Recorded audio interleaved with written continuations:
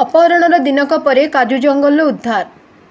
केन्दुझर जिला हाटडीही ब्लॉक अधीन नंदीपदा थाना पंदाड़ केनाल निकटरू शनिवार दुर्बृत्त बापा को माड़ मारी पुओं को अपहरण कर नहीं। पुलिस अपहृत युवकों को आनंदपुर उपखंड टोलंकपड़ा काजू जंगल रविवार उद्धार करिछि। घटनारे मुख्य अभियुक्त टोलंकपड़ा ग्रामर लिपुन बारिकों को गिरफ्त करिछि। अपहृत हेले पंदोड़ ग्रामर नरेंद्र नायकों पुओ सनातन। नरेंद्र गुरुतर होई आनंदपुर उपखंड चिकित्सालय चिकित्सित हेउचंती। सूचना अनुसार हाटडीही जेएमएफसी कोर्ट को एक मामला रे बाप पुओ जाइथिले। कोर्ट काम सारी घर को बाइक जोगे फेरुथिले। कोर्ट ठारू किछि दूर रे केतेजण व्यक्ति नरेंद्र को माड़ मारी रास्ता कड़ को फिंगी दे पुओ सनातन को अपहरण कर नेइथिले। खबर पाई परिवार लोक ग्रामवासी पहुंची नरेंद्र को उद्धार कर आनंदपुर उपखंड चिकित्सालय रे भर्ती करथिले। एने नरेंद्र स्त्री पद्मावती नंदीपदा थाना रे अभियोग करथिले।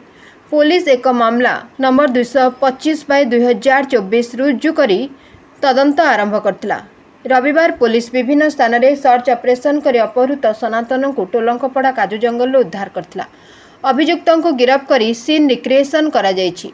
नंदीपदा थाना अधिकारी रवींद्र पात्र कहिसंती सनातन अभियुक्तों ठारू लक्षाधिक टंका नेइथिले किंतु फेरस्त न करिबारु एपरि घटना घटिछि। ए संक्रांतीय मामला पूर्वरु थाना रे रहिछि। अपहरण घटना रे लिपुन मुख्य अभियुक्त एवं एथिरे संपृक्त अन्य मानकु धरिबा पई उद्यम चालिछि बोली आनंदपुर एसडीपीओ प्रशांत कुमार बेहेरा सूचना प्रदान करथिले। समस्त दोषी धरा पड़िबा परे अपहरण तथ्य सामना को आसिबा परे प्रेस मीट जरिया रे समस्त तथ्य प्रदान करिवे बोली सूचना प्रकाश करिसंती।